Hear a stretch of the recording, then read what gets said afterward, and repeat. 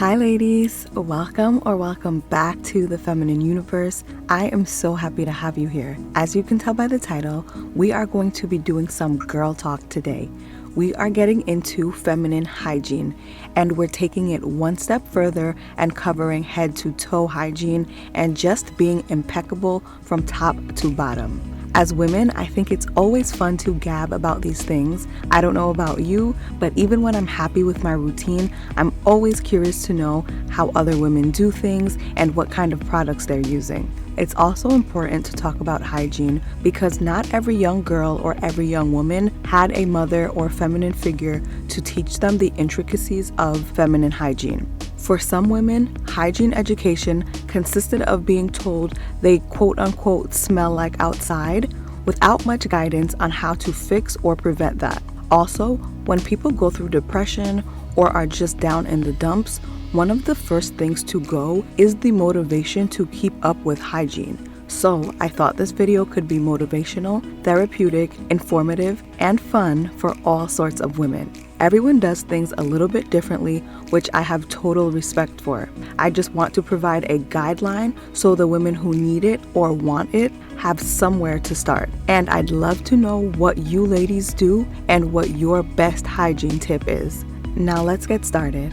Before breaking down how to practice good hygiene, let's talk about the why, as in why hygiene is important. To put it in a very simple nutshell, there is good bacteria and bad bacteria. The purpose of hygiene is really just to keep our bodies from becoming breeding grounds for the bad bacteria from the environment and from our own bodies that can cause sickness and disease. Hygiene is also for our personal comfort because being constantly itchy is not fun, and it's also for the comfort of others. You don't want any of your offensive smells choking people out on the elevator or any uninvited guests traveling from you or your belongings onto others, okay?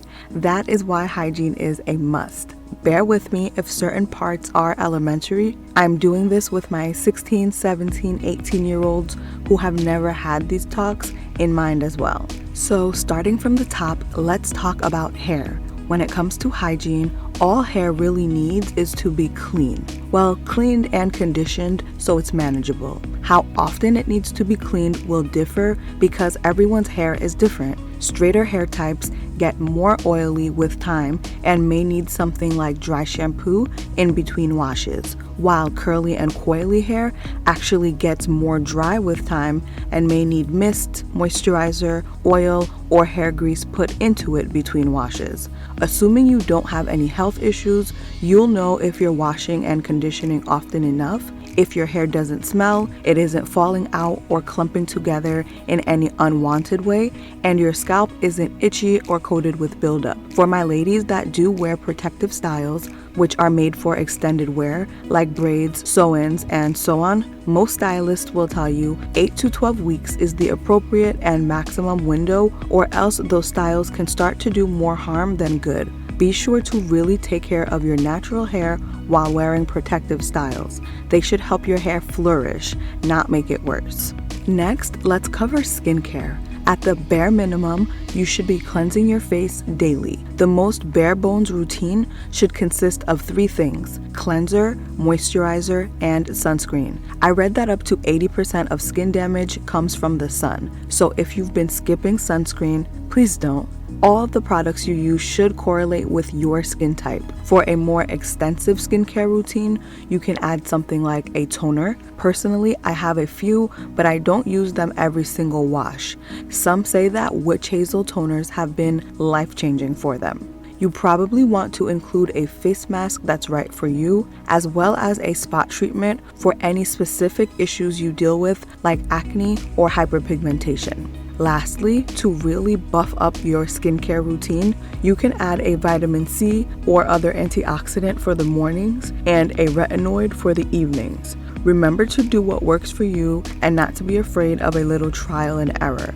As amazing and highly recommended as vitamin C is by regular folks and dermatologists alike, my skin just doesn't like it, so I use resveratrol as my morning antioxidant. If you are keeping up with your skincare hygiene and you've done some trial and error but still have skin issues that persist, reach out to a dermatologist or esthetician.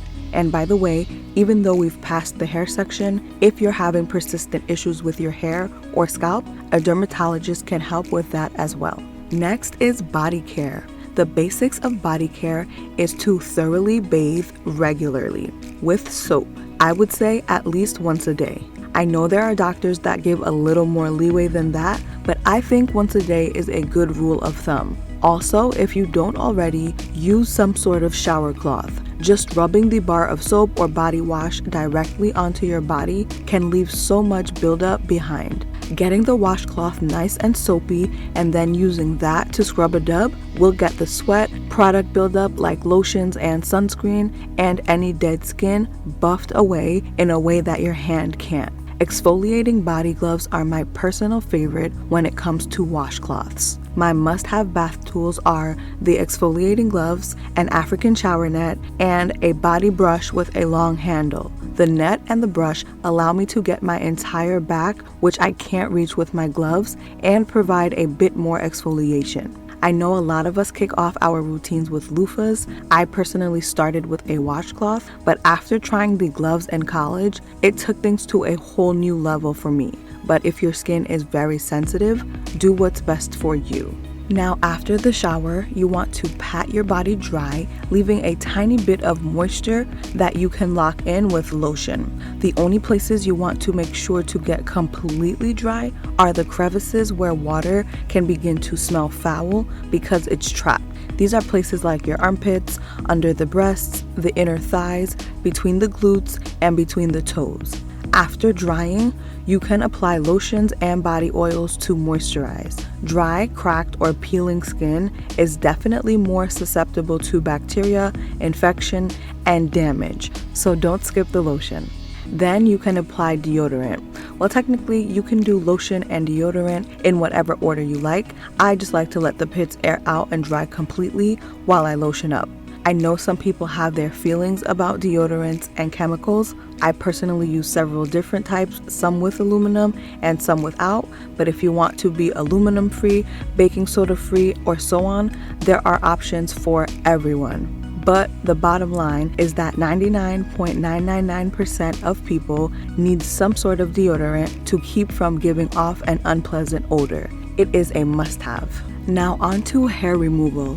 Hair removal is obviously a personal choice. Hair protects sensitive areas of the body by blocking and catching any unknown particles. Hair on our head and body also provides warmth, so body hair is natural and absolutely serves its purpose. But hair also holds on to sweat and odor longer than smooth skin. Think about when you've been around smoke or any other weird smell, it clings onto your hair way more than your skin. So if you do grow out your body hair, just be sure to pay a little extra attention to those areas when lathering up, or just lather up twice. If you choose to remove your body hair, you can shave, wax, sugar, use a depilatory cream, or get laser removal. A middle ground is using a little electric trimmer to keep hair low without having to worry about the entire hair removal process. Now on to the main attraction, our lady parts. So because YouTube apparently now considers the private areas risque,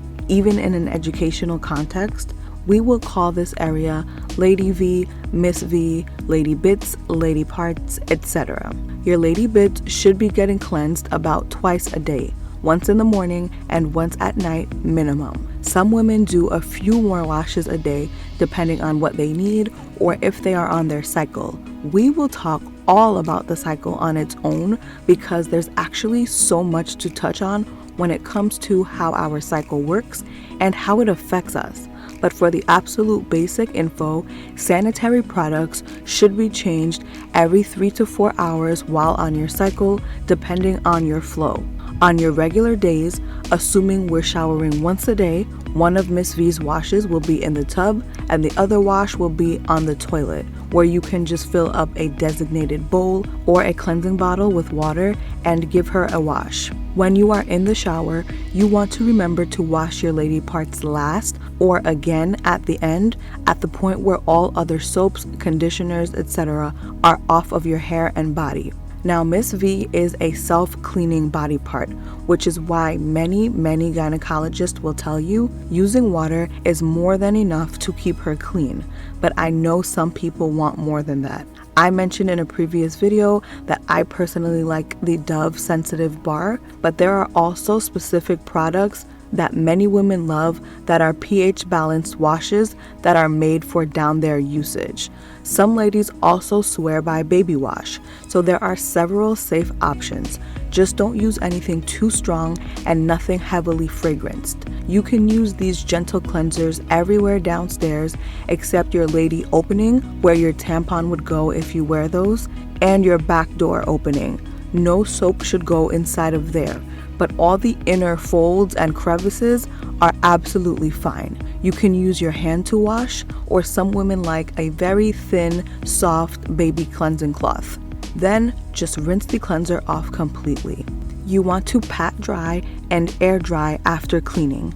Don't put on underwear right away, or feel free to skip underwear overnight. Speaking of underwear, we should be wearing breathable cotton underwear the majority of the time as often as possible. I know there's that phase in late middle school or high school where girls think I am grown up now, look at me in my thongs every single day, but thongs are not made to really be everyday underwear, especially thongs in those not so breathable fabrics. Think about saving thongs for when you really just want to feel sexy for yourself, or if you're putting on a little show for the hubby and that thong is actually going to spend more time off than it's going to be on, or if you're wearing something for a night out where regular underwear would ruin the silhouette. But on a day-to-day basis, you want breathable cotton undies. Breathable is a key word when it comes to all our bottoms, from panties to shorts to jeans and so on. Tight bottoms are known to trap heat and moisture, which makes yeast infections more likely, and we don't want that. Panty liners are also something you can use in your underwear. Remember, your lady bits are a self-cleaning part, so discharge onto your underwear is completely normal and just a product of Miss V cleaning herself. Some people have a lot of discharge in that process, and some have very little to none. Just like some people sweat a lot and some people sweat a little. Some will only experience discharge in the days right before their monthly cycle. So depending on how your discharge is and what you need, you can incorporate panty liners. When you go to the bathroom, remember to wipe yourself from front to back, and after going number 2, you want to follow up with a baby wipe. In many countries outside of the US, you can use a bidet to wash up. For my ladies in the US like me, you can carry around wipes when outdoors or traveling, and you also have the option to buy a bidet that attaches to your current toilet at home. You do not have to replace the entire toilet. Lastly, let's talk a little bit about odor. When it comes to odor, everyone has a natural scent. Like most things, those scents are on a spectrum. Some people have very little odor, and some people have a slightly stronger odor. It's just like some people are very hairy, some barely grow hair, or like we said, some sweat a lot, some barely sweat. There's not really any right or wrong. It's just about how your body chemistry is set up. You just have to know yourself and what kind of care you need. The most important thing is knowing what's normal for you. What do you usually smell like? How much discharge do you usually produce?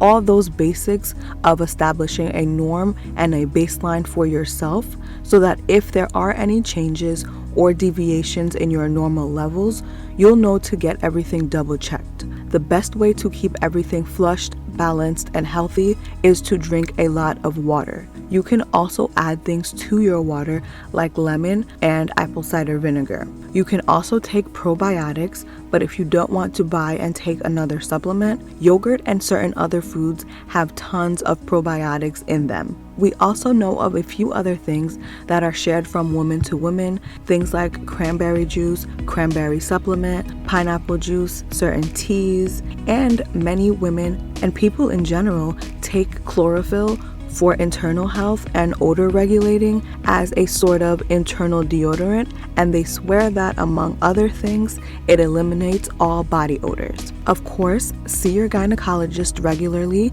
if you're over 18 or sexually active, and talk to them about anything you're dealing with or want more clarity on. And there it is. Down there care is not too complicated once the information and options are put out there. Unfortunately, a lot of the time, that information just isn't shared clearly or simply. Next, let's move on to feet. Many people say they judge how well someone cares for themselves by looking at their feet, but the feet are easier to maintain than many people think. I think what happens is feet just get forgotten about, and then a lot of time goes between care sessions. Then by the time it's realized, they're out of control. Now you can actually handle most of your foot care in the shower. After you've had your initial pedicure, whether professionally or at home, just keep a pumice stone, foot file, or what I like to use, a double-sided foot buffer in your shower, and give your feet a quick scrub from twice a week to every other day. This will take you an extra 30 to 60 seconds, and you won't need another pedicure for 2 to 4 weeks. Remember when bathing to soap in between your toes, not just the tops and bottoms of the feet. Always pat feet dry and really dry in between the toes, because odor can form if you don't do that. Then moisturize the feet very well, especially the heels, and a couple of times a week, use a heavier cream and pop on some socks. If your feet are closed up in closed-toe shoes, sneakers, and boots often, once a month, think about doing an additional cleansing foot soak. You can add things to the water like ACV or lemon, along with some Epsom salts and peppermint or tea tree oil, just to refresh and detox the feet. Now onto our fingernails. There are so many pretty things we can do with our nails, but in regard to hygiene, all you really need to do is keep your nails clean and groomed. Make sure there is no dirt under the fingernails, and trim any hangnails or dead skin around your nails. Keep your hands moisturized and oil those cuticles. Remember to rub in any leftover skincare into your hands as well to show them some love. And don't forget the sunscreen. Now let's talk about our breath. This somehow gets skipped over a lot when talking about hygiene, but nothing ruins a great appearance or otherwise odorless aura like bad breath. I think it's even more startling when someone looks really good and is well put together, and then their breath is deadly. So oral hygiene basically requires that we brush and rinse at least twice a day and floss at least once a day. Flossing will extract any particles from between our teeth, while brushing will remove any buildup from the surfaces of our teeth and bacteria and odor from the tongue. Yes, brush or scrape your tongue. And then swishing mouthwash will get to places like your gums, the insides of your cheeks, and the throat when you gargle. For most people, this hygiene will do the trick.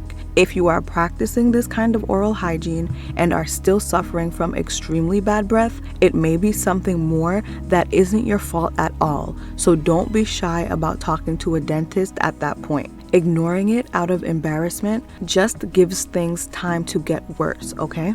Now that we've talked about everything on our body, let's talk about one other thing that really affects our hygiene and smell, and that is our clothing and laundry habits. To make this easy, I'm just going to say do laundry regularly. No, I'm not saying every single thing needs to be washed after one wash.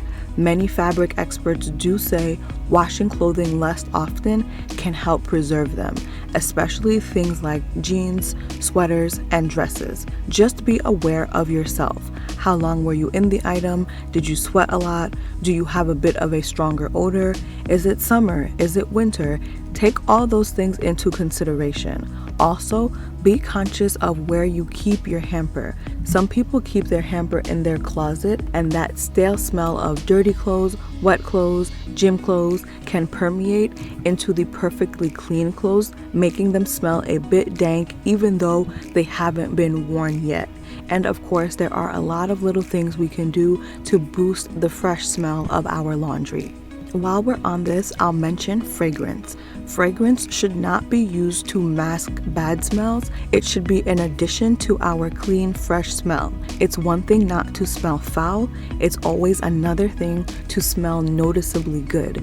Now, bathing and deodorant check the boxes for basic hygiene and cleanliness completely. So of course, I am not saying you are unhygienic if you don't or can't wear fragrance, but it's just such a lovely cherry on top that I love to mention it just to take things up a notch.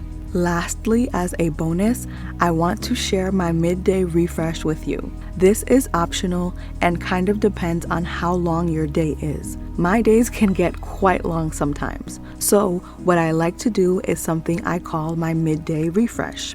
After lunch, which is usually around noon or 1 p.m. for me, I like to go through a little checklist of brushing teeth, using a wipe and or swapping out liner, powdering my nose, reapplying my lippies, and reapplying perfume. Maybe at some point, we can talk about what to keep in our handbags, especially if we have long days, whether at the office, in healthcare, as teachers, and in so many other professions. But the midday refresh is just 10 or 15 minutes that I carve out for myself in the middle of the day, letting my mind know, girl, you are halfway there, and it just allows me to look and feel as put together for the second half of the day as I did for the first half of the day. And there you have it, loves.